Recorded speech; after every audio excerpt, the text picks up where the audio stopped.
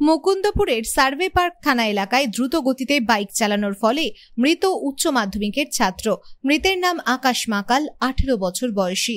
আকাশের পাটুলিতে বাড়ি।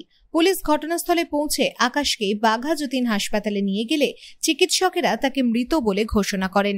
পুলিশ সূত্রে খবর, আকাশের বাইকটিকে থানায় নিয়ে যাওয়া হয়েছে এবং কিভাবে ঘটনাটি ঘটল সেই ঘটনাস্থলের সিসিটিভি ফুটেজ খতিয়ে দেখার কাজ চালাচ্ছে পুলিশ।